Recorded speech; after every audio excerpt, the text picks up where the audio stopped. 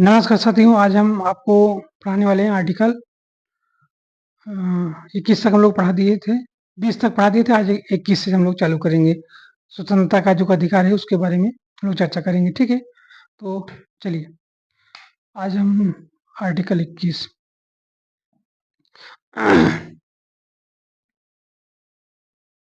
तो आर्टिकल 21 में क्या है? आर्टिकल 21 में इसमें 2 बातें प्रमुख रूप से आता है। और ध्यान रखिएगा, जो आर्टिकल 19 है वो आर्टिकल 21 है। ये कई अधिकारों को भी आपका इमर्जिन करते हैं, मतलब पैदा करते हैं। कई मौलिक अधिकार को ये खुद ही बनाते हैं, ऐसा ही समझिए। आर्टिकल चाहे 19 हो, चाहे आर्टिकल 21 हुआ या आर्टिकल 32 हुआ, ये बहुत मतलब इम्पोर्टेंस है ये मौलिक अधिकार में, बहुत ज़्यादा मात्रा में, ठीक है? तो इसमें 2 बातों का मतलब इसमें कहा गया है। पहली बात ये है इसमें,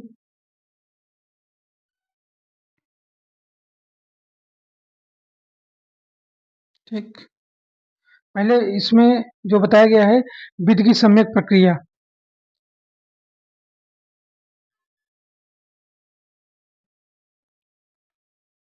विधि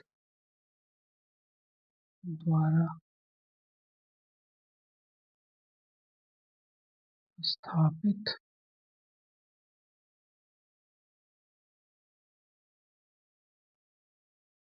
विधि द्वारा स्थापित प्रक्रिया और सम्यक,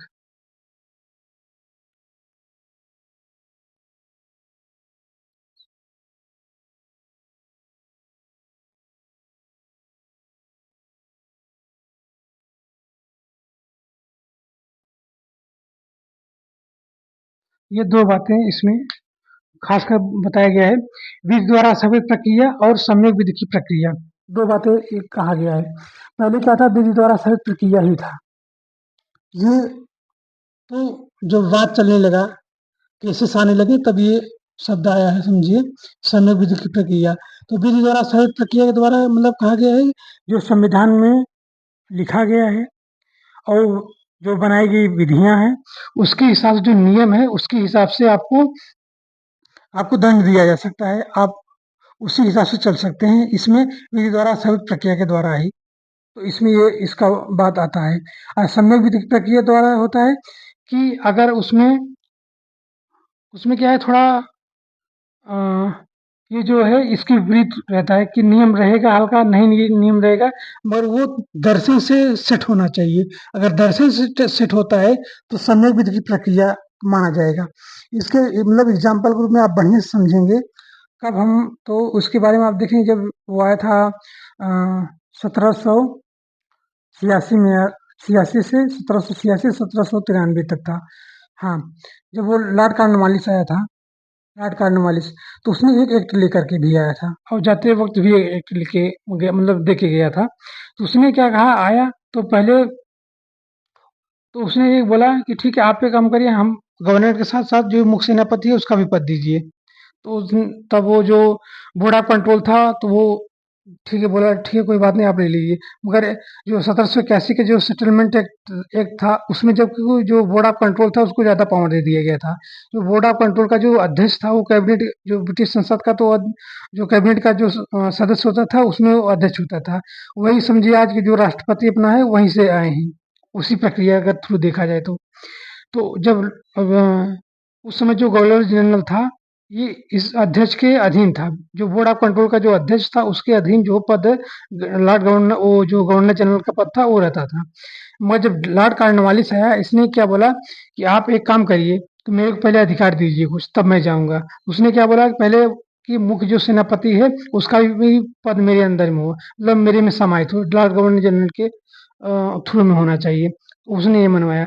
तो उसने जो है बाद में एक बात बताया कि बोले ठीक है, आप लोग बोलते हैं, जो बोर्ड ऑफ कंट्रोल का बोलते हैं कि आप इनसे संधि करिए, इनसे युद्ध करिए, फिर यहाँ विस्तार करिए। तो युद्ध के लिए आप, तो बोर्ड ऑफ जो कंट्रोल का वो लोग तो बैठते थे इंग्लैंड में। तो जो बोर्ड ऑफ कंट्रोल का जो अध्यक्ष है वो बोलता है कि आप एक काम करिए, वहाँ उस राज्य पे आप अटैक करिए, लड़ाई करिए, युद्ध करने के लिए आप जाइए।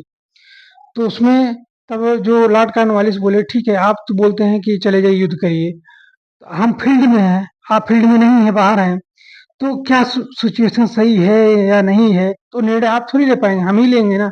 ये निर्णय भी हमको दीजिए कि ऐस सिचुएशन देख के हम अपना निर्णय अपने जगह पे ही ले सकें। तो ये समझ लीजिए वीटो पा लिया। तो उसमें तो कहने का मेरा तात्पर्य है वही कि जो बोर्ड ऑफ कंट्रोल बोलते हैं वो विधि की प्रक्रिया के द्वारा हो गया। जो बोलेगा तो लॉर्ड गवर्नर जनरल उसको फॉलो करेगा। मगर जब जो कॉर्नवालिस थे वो बोले नहीं, युद्ध का सिचुएशन देख के हम युद्ध करेंगे। ऐसा नहीं है कि आप बोलें कि परसों जाइए अटैक करिए तो परसों में अटैक कर देंगे। नहीं, परसों देखेंगे, नरसों देखेंगे, क्या कंडीशन है, उस कंडीशन के हिसाब से हम अटैक करेंगे वहाँ पे। ये है, इसी को बोलते हैं कंडीशन के हिसाब से लड़े। भले आप बोल दिए कि आप बोल दिए कि ये परसों लड़ने का है, आप ये बोल दिए ठीक है, तो आप कंडीशन नहीं है तो मत लड़िए। तो कंडीशन जो सम्यक विधि प्रक्रिया, तो अभी बोल नहीं रहा है कि आप सिचुएशन ही नहीं है। सिचुएशन होता तो लड़ते। नियम था कि आप परसों लड़ने के लिए बोला गया, आप लड़ने गए नहीं, तो ये तो मान लीजिए कट गया बात। अब कंडीशन तय करेगा, सम्यक विधि प्रक्रिया बताएगी कि ये वहाँ करना है कि नहीं करना है। अगर ये समझ में आए ठीक है, नहीं तो फिर से दूसरा हम उदाहरण लेते हैं। दर्शन में दो शब्द आते हैं, एक है डाइकोटमी का सिद्धांत और एक होता है टेलियोलॉजी होता है। तो आप डाइकोटमी सिद्धांत मतलब नियमवादी, और टेलियोलॉजी मतलब होता है कि जो ये है ना कि कंडीशन के हिसाब से निर्णय लेना कि क्या कंडीशन है, मतलब कि ये परिणाम देख करके तब बोलने का। उसको बोलते हैं परिणाम। तो इसको बोलते हैं निरपेक्षवाद और सापेक्षवाद। तो ये जो हो जाए, ये क्या होता है, ये निरपेक्षवाद है। और निरपेक्षवाद का जो विधि की जो हम डाइकोटमी सिद्धांत है, डाइकोटमी मतलब होता है निरपेक्षवाद, यानी परिणाम कुछ भी हो हम अपने नियम से ही चलेंगे। हमको नियम जो अपने नियम से लेना देना है, परिणाम से लेना देना नहीं है। आज जो डाइकोटमी वाला सिद्धांत है उसने कहा नहीं, वो टेलियोलॉजी टेलियोलॉजी का नहीं, सापेक्षवाद, परिणाम देख के हम निर्णय लेंगे क्या होगा। तो परिणाम देख कैसे होगा, तो जो डाइकोटमी वाले हैं, जो निरपेक्षवाद है या नियमवाद है, इसमें नियमवाद में कैसे आएंगे, जैसे आप अगर देखते होंगे कोई शादी भी, कोई अगर गांव में देखते होंगे कि 4 बजे भोर में या साधु संत का ही लीजिए 4 बजे उठ जाएंगे, किसी भी हालत में उठ जाएंगे। अब उसमें पहले जमाने में आप देखेंगे तो जो 4 बजे उठ इसलिए जाते थे कि जो मुर्गा वो नहीं बोलते थे, तो मुर्गा से बोलने से पहले वो लोग उठ जाते हैं। कुछ लोग ऐसे होते हैं, सब गांव में आज भी होता है। तो 4 उनका सिद्धांत है, चाहे ब्याह शादी में कहीं भी गया हो, मतलब अगर कहीं गए हो पंडिताई कराने के लिए, माली पंडित जी हैं, वो 3 बजे घर पे आते हैं पूरा पूजा पाठ करके, 3 बजे रात में, और सोते हैं फिर 4 बजे उठ जाते हैं। बोलते हैं नहीं मैं 4 बजे उठ जाऊंगा, चाहे जो हो जाएगा, नियम के हम पक्के हैं। तो आप क्या, वो इसको बोलते हैं नियमवाद या डाइकोटमी, ये निरपेक्षवाद है। आप चाहे उनकी सेहत खराब हो जाए, चाहे अच्छा हो जाए, चाहे जो हो, वो 4 बजे उठ के ही जाएंगे, भले रात भर पूरा जागे हैं तो क्या हुआ। इसको बोलते हैं डाइकोटमी या निरपेक्षवाद। ये लोग परिणाम नहीं देखेंगे, शरीर बिगड़ जाएगा कोई दिक्कत नहीं है, नियम हमारा नियम रहना चाहिए। इसको बोलते हैं निरपेक्षवाद या डाइकोटमी का सिद्धांत। जो टेलियोलॉजी है, टेलियोलॉजी में क्या है, वो बोलता है ना परिणाम देख के हम निर्णय लेंगे, परिणाम क्या बोल रहा है। तो ये यही है, ये बोलता है कि नहीं परिणाम कुछ भी हो आप नियम टू नियम चलिए। इसको बोलते हैं विधि द्वारा स्थापित प्रक्रिया के द्वारा। तो इसमें यही बात कहा गया है कि विधि द्वारा स्थापित प्रक्रिया के द्वारा आपका जो जीवन है वो लिया भी जा सकता है और छीना भी जा सकता है, और जो दैहिक जीवन का स्वतंत्रता है, तो आपका जो दैहिक है उसको लिया भी जा सकता है, आपका जो जीवन है उसको भी आप बंधन में रखा जा सकता है। इसमें यही बोला गया है आर्टिकल 21, जीवन एवं दैहिक स्वतंत्रता। तो इसमें 2 शब्द आया है, ध्यान रखिएगा, एक जीवन है, एक दैहिक है। दैहिक मतलब देह हुआ, जीवन मतलब जो हम लोग जी रहे हैं लाइफ में। तो अगर देह लेगा, यानी अगर आप वो फांसी दे दिया, तो विधि द्वारा स्थापित प्रक्रिया के द्वारा किसी को फांसी दे दिया गया, तो वो क्या है, अब का देह शरीर ले लिया गया विधि द्वारा स्थापित प्रक्रिया के द्वारा। हम सो इस बॉडी को, इसको दैहिक को ले लिया गया है विधि द्वारा स्थापित प्रक्रिया के द्वारा। अच्छा, विधि द्वारा स्थापित प्रक्रिया के द्वारा आपका जीवन ले लिया जाएगा। जीवन मतलब आपका जीवन आपको कारावास में डाल दिया जाएगा, तो आपके जीवन ले लिया, इसको बोलते हैं जीवन ले लिया गया है। ठीक है, 2 शब्द ये क्लियर हुआ। दैहिक एवं जीवन स्वतंत्रता है, ठीक है ये। अच्छा, ये हमने ये बताया। अब इसको अच्छे से समझने के लिए, और तो जो विधि द्वारा स्थापित प्रक्रिया था उसमें हमने क्या बताया, जो डाइकोटमी का सिद्धांत है, निरपेक्षवाद या नियमवाद, ये नियम टू नियम यही बोला गया है। ठीक है, अब इसमें बोला गया है कुछ ऐसे मामले हैं जो हमने आर्टिकल 14 में बताया था कि विधि के समझ समता और विधियों का समान संरक्षण, कुछ असमानता देख करके भी हम समानता बना लेते हैं, तो यही ये बात ये भी बोल रहा है। तो उसमें जो हमने बोला, जो टेलियोलॉजी है, वो परिणामवाद होता है, जो परिणाम देख के ही बोला जाता है। तो कुछ कंडीशन होते हैं, तो उसके हिसाब से चला जाता है। अच्छा, टेलियोलॉजी का उदाहरण कैसे हो जाएगा? मान लीजिए कि चोर है, एक चोर है मान लीजिए, तो वो चोर क्या, सबसे बढ़िया उदाहरण लेते हैं हम लोग, मिरिया बली है वहाँ पे, झारखंड में पहले चलता था मिरिया बली। मिरिया बली में क्या होता है कि एक इंसान को जो है आर पार कर देते थे। पहले होता था तो लॉर्ड हेस्टिंगस थे, जब वो आए थे, उनका कार्यकाल था 1813 से 23 तक था। तो वो थे, तो लॉर्ड हेस्टिंगस ने तब यही बंद करवाए थे, मिरिया बली वाला प्रथा। उसमें प्रथा में क्या था, खोंड जनजाति जो था, वो क्या करते थे, किसी भी व्यक्ति को जो बलि देते थे वो लोग, तो वो भाला लेके आर पार कर देते हैं, और भाला दो लोग पकड़ के ले जाते थे, ये पद्धति थी उसमें। तो वो बंद करा दिया।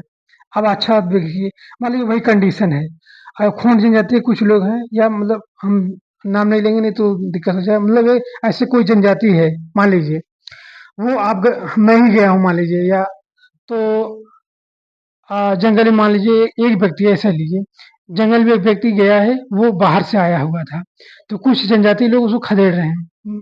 तो वो आया, वो व्यक्ति भागते हुए एक घर था वहां पे आ गया। वो घर में एक महिला थी, वो छिपा ली कि भाई चलो ठीक है छुप जाओ, या पुरुष थे तो छुपा लिए, ये पुरुष ही मान लीजिए। तो एक आवाज था, उस आवाज में जो वो व्यक्ति भागते हुए अंदर चला गया, उसके अंदर मतलब कई आवाज थे, तो एक पहला जो आगे वाला आवाज था, उसके बाद जो दूसरा आवाज था मान लीजिए उसमें वो गया, और एंट्री होकर के वो चला गया। तो जो किवाड़ पे बैठा व्यक्ति था, उसने क्या बोला, ठीक है मैं बचा लूंगा, कोई दिक्कत नहीं, तुम जाओ। उसने क्या बोला, जब वो मतलब वो घूमते हुए जो जनजाति लोग थे वो आए, बोले कि भाई इधर कोई व्यक्ति भागते हुए आया है क्या? वो बोला नहीं आया। तो वो बोला नहीं आया। अब देखिए, वो बोला नहीं आया, नहीं आने से देखिए एक जान की बच गया। वो झूठ बोल रहा है, बात सही है, वो झूठ बोला, बात सही है, मगर वो एक झूठ बोलने से उसकी जान बच गई है। तो इसको बोलते हैं परिणाम देख के बोला। अगर वही बोलता है नियमवाद, भाई नहीं, हाँ वो तो गया है, अगर नियमवाद से चलते कि भाई मैं सत्य नियम से चल रहा हूँ, हम कभी झूठ नहीं बोलता हूँ, तो वो झूठ अगर मान लीजिए अगर वो सही बोल देता तो उसकी जान चली जाती। अब उसने क्या किया, सम्यक विधि प्रक्रिया परिणाम देख के बोला भाई नहीं, यहाँ कोई नहीं है, वो लोग चले गए। आप देखिए उसमें बच गए नहीं, एक झूठ बोलने से अगर किसी की जान बच रहा है, इसी को बोलते हैं सम्यक विधि की प्रक्रिया के द्वारा, ठीक है। इसको बोलते टेलियोलॉजी बोला जाता है दर्शन में, ठीक है। तो ये परिणामवाद होता है, परिणाम देख के ही कोई काम किया जाता है। अच्छा, दूसरी बात एग्जाम्पल है, जैसे अंगुली माल का ले लीजिए, श्रावस्ती में जब उसमें जब बुद्ध जी गए थे, उसने भी तो गले काट करके तो माला पहन लेता था, ये सब जानते हैं। अंगुलिया अंगुली का माला पहनता था ना वो तो वो था। अगर आप उस समय मान लीजिए वहां जाने के बाद वो खदेड़ दिया, मतलब अगर मान लीजिए बुद्ध जी के जिस मतलब ना होते, दूसरा कोई अगर होता, तो उस समय बुद्ध जी ने तो उसको तो अपने दर्शन से तो फंसा दिया था कि भाई ठीक है अपने हिसाब से तुम, अगर ठीक है अपना पूछ लीजिए घर वाले भी सहमति है नहीं है, सहमति है, तो वो अब उसमें देखिए, अब तो बुद्ध जी ने तो भाई उनके पास तो बहुत ज़्यादा तो था ही, अगर आप देखेंगे तो विद्वता में बहुत ज़्यादा थे वो। तो अपने जो ज्ञान कोश था उसके माध्यम से उसको सुधार दिए, ठीक है। तो आप सुधारने में पूरी सच्चाई बोले थे या नहीं बोले थे, ये डिपेंड करता है। इसका भी सहारा लिए कि नहीं लिए, इसका ही सहारा लिए, इसके सहारे से तो नहीं आया होगा, कुछ तो इसका भी सहारा लिया गया होगा। इसलिए लिया होगा कि वो बुद्ध जी में इतना इतना सक्षमता था कि आप अगर ये शब्द ऐसे बोलेंगे तो घर वाले भी नहीं बोलेंगे, उनका ये अनुभव था, तो बच गया। तो ये हम क्या करेंगे, कोई भी विधि रहेगा तो सम्यक विधि की प्रक्रिया के द्वारा ही हम लोग देख सकते हैं। भले नियम मतलब क्या करने का मतलब कुल निचोड़ अगर आप देखेंगे, तो ये संविधान के सम्मत चलना चाहिए, ये बोलता है नहीं, संविधान के सम्मत चलेंगे, बशर्ते अगर कंडीशन परिणाम को देख, परिणाम अगर मान लीजिए अगर पॉजिटिव है तो उसके लिए थोड़ा बहुत अगर नियम नहीं है तो भी चल जाएगा। अच्छा, नियम अब इसका भी एक एग्जांपल ले लीजिए, कैसे मान लीजिए एक व्यक्ति था जंगल में गया, उसने वो हट्टा कट्टा था, दो लोग डाकू थे मान लीजिए, और वो गया जैसे, वो जा ही रहा था, वो डाकू लोग दो उतरे नीचे, और उतर करके उसको पकड़ लिए और मारने लगे। तो मारने लगे, उसका भाई भी पीछे से आ रहा था, मतलब दो लोग और आ रहे थे। तो अब देखिए जो दो लोग चोर थे, वो नीयत उनका था लूटने का और मारपीट करने का। और जो जा रहा था, गुजर रहा था वो राहगीर, उसका ये नियत नहीं था। और राहगीर ने सही से हट्टा-कट्टा से दोनों को दबा दिए वो और मारा, वो पता लगा दोनों डाकू मर गए। अब जो कोर्ट में जाएगा, तो कोर्ट ने वो आदेश पाई, अगर आप बोलेंगे कि विधि द्वारा साबित प्रक्रिया के द्वारा वो क्या बोला जाएगा, एक व्यक्ति 2 व्यक्ति का जान लिया है। अब आप इसमें फँस जाएँगे भाई, तो वो क्या किया है, अपनी जान बचाने की खातिर दोनों की हत्या की है। तो ये सम्यक विधिक प्रक्रिया बोला जाएगा, तो वो बच जाएगा। तब उसमें कोर्ट ये निर्णय आएगा, भाई ये अपनी जान बचाने के चक्कर में दोनों की हत्या हुई है, इसका नियत मानने का नहीं था। तो ये सम्यक विधिक प्रक्रिया इसी को बोलते हैं। ये जबकि विधि क्या है, उसका मर्डर मतलब मर गया 2 आदमी, फिर भी वो बच गया। बचने का तर्क यही है सम्यक विधिक प्रक्रिया के द्वारा, कि भले नियम नहीं है, नियम तो बोल रहा है कि अगर आपने हत्या की है तो आप सज़ा मिलेगा। बात सही है, मगर उसने क्या किया कि अपनी जान बचाने खातिर, वो नियत नहीं था उसका मारने का, फिर भी वो लोग मारा, अनजाने में मर गए वो लोग। ये चीज़ सम्यक विधि प्रक्रिया और विधि द्वारा स्थापित प्रक्रिया में अंतर मूलभूत यही है। अगर नियम से चलते तो वो व्यक्ति का जो हट्टा-कट्टा था उसको सज़ा हो जाना चाहिए। मगर यहाँ न कोर्ट क्या करेगी, ये इसको नहीं बोले कि कोई बात नहीं है, इसका मतलब ये अगर देखेंगे नियत मानने का नहीं था। बस अपने को संरक्षण बचाने का उद्देश्य था, वो अनजाने में मारा मर गया। आज समय विधि की प्रक्रिया के द्वारा वो बच जाएगा, ठीक है? अगर ये विधि लगाएँगे तो नहीं बचेगा, ये विधि से करेंगे तो बच जाएगा। इसीलिए दोनों विधि यहाँ दिया गया है। इसीलिए जो आर्टिकल 14 में भी वही 2 विधि रखा गया है कि आप समानता देकर समानता अगर बात करेंगे तो खंडे मतलब उसका जो विधियों विधि की समझ क्षमता उसी में हो सकता है। अगर आप ये बोलेंगे नहीं, विधियों का समझ संरक्षण करेंगे तो उस आधार पे जो असमानता देख समानता की बात किया जाता है। तो यहाँ नियम के साथ अगर हम नियम करेंगे तो यहाँ ये बात किया गया है, और नियम न रहे, नियम से थोड़ा हट के है, वो उस हिसाब से अगर दर्शन का जो माध्यम लिया जाए, दर्शन का सहारा लिया जाए, उसके हिसाब से सम्यक वित्त की प्रक्रिया के द्वारा फिर ये बात किया जाता है, ठीक है? उस निर्णय दिया जाता है कोर्ट के द्वारा। तो ये रहे आप जीवन और दैहिक स्वतंत्रता के बारे में बोला गया है। इसमें 2 बातें हैं, विधि द्वारा स्थापित प्रक्रिया के द्वारा और सम्यक विधि की प्रक्रिया के द्वारा। सम्यक विधि की प्रक्रिया और विधि द्वारा स्थापित प्रक्रिया के द्वारा। तो ये जापान से शब्द लिया गया है कि विधि के द्वारा आसान प्रक्रिया के द्वारा आपका जान लिया भी जा सकता है, जीवन छीना भी जा सकता है, ठीक है? तो ये दोनों विधि से होता है। इसमें क्या-क्या आता है? तो इसमें जैसे आते हैं नीति की स्वतंत्रता आता है, बिजली पाने का, इंटरनेट पाने का अधिकार है आपको, और महिला अधिकारिता है, विदेश जाने का अधिकार है, स्वच्छ पेयजल पाने का अधिकार है इसी में, भोजन का अधिकार है, सोना तो ये तुमने बता ही दिया है, भोजन का अधिकार है, शिक्षा का अधिकार है, रोजगार का अधिकार है, स्वास्थ्य पाने का अधिकार है, ये सब आर्टिकल इसी के अंतर्गत आते हैं। ठीक है? तो ये रहे आपका आर्टिकल 21 में। अब हम लोग 22 में देखते हैं।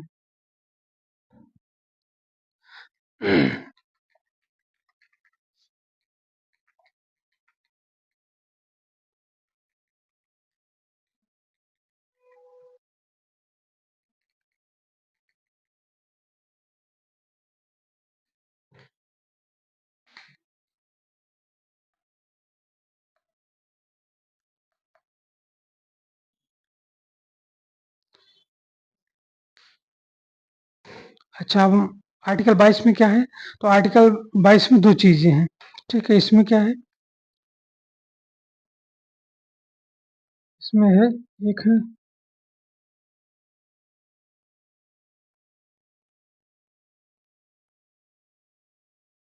प्यूनिटिव डिटेन प्यूनिटिव डिटेंशन, और दूसरा है प्रिवेंटिव।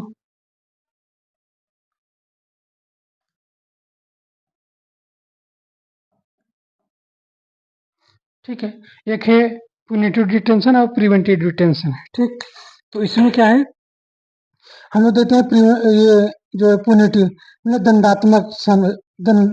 दंडात्मक है, और दूसरा है प्रिवेंटिव है। प्रिवेंटिव मतलब है कि निवारक निरोध कानून, ठीक है? निवारक है। तो इसमें क्या है, ये प्यूनिटिव डिटेंशन मतलब हो जाएगा, इसमें आप देखेंगे तो दंडात्मक की बात अगर करेंगे, इसमें क्या आएगा, इसमें आएगा कि मान लीजिए कि आपने कोई अपराध किया, ठीक है? तो पुलिस आपको पकड़ ले जाएगी, पुलिस पकड़ेगी, आपको बताएगी कि भाई जो गिरफ्तारी का कारण क्या है, वो बताएगी, आपके मनपसंद का जो वकील है वो करेंगे, फिर 24 घंटे के अंदर अंतर्गत आपको मजिस्ट्रेट के सामने उपस्थित करेंगे, तो ये इसी में आते हैं। तो पहला क्या है इसमें, आपका देखें आर्टिकल 22 का जो खंड 1 है उसमें बोला जाएगा आपको गिरफ्तारी हो सकती है। अगर आप कोई अपराध किया है तो उसकी गिरफ्तारी होगी, गिरफ्तारी का कारण बताया जाएगा। फिर उसके बाद मनपसंद का आपको वकील किया जाएगा और 24 घंटे के अंदर अंदर मजिस्ट्रेट के सामने उपस्थित किया जाएगा। ये पुनिटिव डिटेंशन में किया जाएगा। यानी अपराध हो चुका है, इसके बाद ये बोला गया है, इसके बारे में बताया गया है। तो इसमें हम लोग क्या देखें, गिरफ्तारी होगा, गिरफ्तारी का कारण बताया जाएगा, मनपसंद का वकील किया जाएगा और 24 घंटे के अंतर्गत आप अंदर-अंदर आपको मजिस्ट्रेट सामने उपस्थित वो पुलिस वाला करेगा, ठीक है? इसमें जो यात्रा का वो है वो नहीं लिया जाएगा, ठीक है? ये ध्यान रखिएगा, यात्रा का जो टाइम है वो नहीं लिया जाएगा। ये पुनिटिव डिटेंशन में है। प्रिवेंटिव डिटेंशन में क्या है, इसमें क्या होगा कि आप अपराध से पहले ही अपराधी को पकड़ लिया जाएगा। उसको मान लिया जाए कि वह अपराध करने जा रहा था तभी मैं पकड़ लिया। या दूसरा कंडीशन में है ये इसमें राष्ट्र की जो सुरक्षा हुआ, लोक व्यवस्था हुआ और और क्या आ जाएगा, और इसके आधार पे जो है ये प्रिवेंटिव डिटेंशन लिया जाता है। इसमें इसमें कई जो है कानून भी बनाया गया है, बहुत बड़े-बड़े कानून हैं इसमें। तो इसमें क्या होता है कि आपको देख लिया जाता है कि लोक व्यवस्था के लिए फला आदमी को पकड़ना आवश्यक है, तो पकड़ लिया जाएगा। या आवश्यक जो वस्तु है उसमें आपको रोकथाम में कोई बाधा है, जो आप अति आवश्यक दवाएँ हुआ, खाद हुआ, जो भी आप मतलब आप देख लीजिए अनाज हुआ, तो ये सब आवश्यक वस्तुएँ हैं। और इन सब आवश्यक वस्तुओं में कोई रोकथाम करता है या कोई ब्रेक लगाता है या कहीं से मतलब ऐसा व्यवस्था करता है कि मतलब वो सप्लाई बंद हो जाए। तो ये सब मामले हो या राष्ट्र की सुरक्षा हो, लोक व्यवस्था हो और राष्ट्र की सुरक्षा हो, तो ये सब के जो आधार पे जो है प्रिवेंटिव डिटेंशन जो अगर अपराधी होगा उसको किया जाता है। इसमें क्या है, इसमें जब पकड़ लिया जाएगा तो ये 24 घंटा जो इसमें दिया गया है, इसमें नहीं रहेगा। प्रिवेंटिव में ऐसा नहीं रहेगा। वो कंडीशन तय करेगा कि हाँ, इसमें लिखा गया है कि जल्दी छोड़ दिया जाएगा, जल्दी पेश किया जाएगा। तो इसमें मजिस्ट्रेट सामने पेश करते हैं, इसमें मजिस्ट्रेट सामने नहीं पेश करेंगे, इसमें समिति बनती है। उस समिति के समक्ष जो होगा वहाँ जो समिति होगी उसके समक्ष इसको जो अपराध किया उसको पकड़ा जाएगा और उसको वहाँ प्रस्तुत किया जाएगा।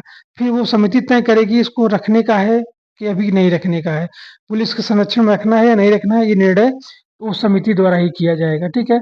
और उसकी अवधि 2 महीने तक है, 2 महीने तक भी उसको रख सकते हैं थाने में ही या कहीं पुलिस अपने कस्टडी में रख सकता है, इसमें यही अलाउ है, ठीक है? ये जो मारपीट नहीं करते हैं, मार देते हैं, इसी में मारते हैं ज़्यादा। इसमें तो भले दिखाते हैं, इसमें ये वो वाला मैटर नहीं है। जो होता है इसी में होता है। वैसा मैटर ये होता है कि फिर वो अपना जो भी प्रमाण कस्टडी में लेकर के प्रमाण निकालने के लिए इसमें मारते-पीटते इसी में ज़्यादा हैं, ठीक है? उसमें नहीं मारते पीटते ज़्यादा। तो ये रहे।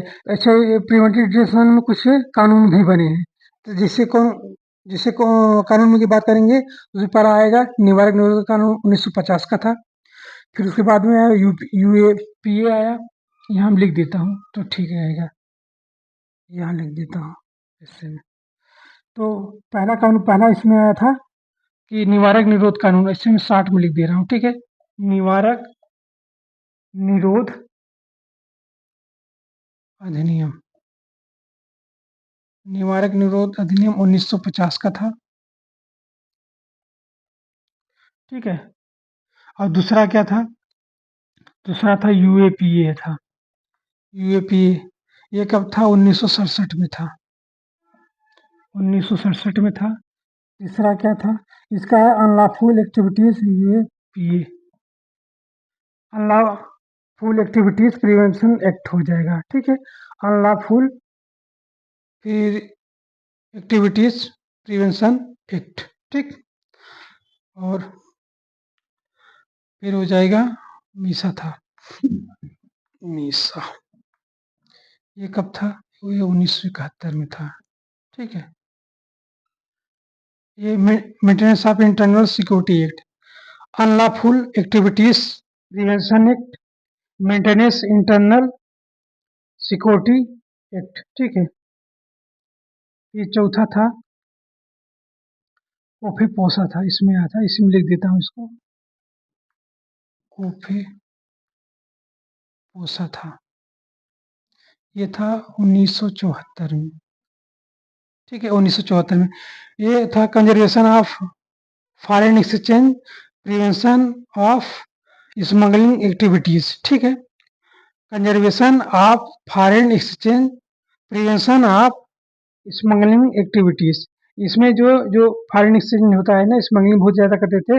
उसमें फॉरेन जो अपना बीओपी था, बैलेंस ऑफ ट्रेड जो था, वो अनबैलेंस, मतलब उसमें अगर अनबैलेंस होने लगता है तो जो है राज्य होता है, सरकार जो होती है केंद्र सरकार की, वो फिर इस पे प्रतिबंध लगाना चालू कर देती है, ताकि जो हमारा जो विदेशी मुद्रा हो उसमें संरक्षण बना रहे लेन देन के लिए। ठीक है, ये इसके लिए एक आया था। फिर पांचवा कब, पांचवा था आया था, फिर रासुका आया। ठीक है, रासुका ये था, रासुका है। रासुका ये कब आया? ये 1980 में आया। ठीक है, ये राष्ट्रीय सुरक्षा कानून है। ठीक है, इसको राष्ट्रीय सुरक्षा कानून बोलते हैं। छठवां का, छठवां आया है। फिर है टाडा आया, ये टाडा है। ठीक है, ये आया 1987 में, 1987 में। तो ये निवारक निरोध अधिनियम 1950 है। अनलॉफुल एक्टिविटीज प्रिवेंशन एक्ट 1967 में आया। मेंटेनेंस इंटरनल सिक्योरिटी एक्ट 1971 में आया। Conservation of foreign exchange, prevention of smuggling activities 1974 में आया। राष्ट्रीय सुरक्षा कानून 1980 में आया। 1900 तो ठीक है। और ये था terrorist activities, disrupt, terrorist and disruptive activities. ठीक है, ये कब आया? ये 1987 में आया। फिर सातवां है, सातवां आपका हो जाएगा पोटा था। ये था पोटा, पोटा आपका 2002 में आया। ठीक है, 2002 में। ये रहे आपके प्रिवेंशन ऑफ टेररिस्ट एक्टिविटीज था। ये था टेररिस्ट एंड डिसरप्टिव एक्टिविटीज हो गया, 1987 में आया था।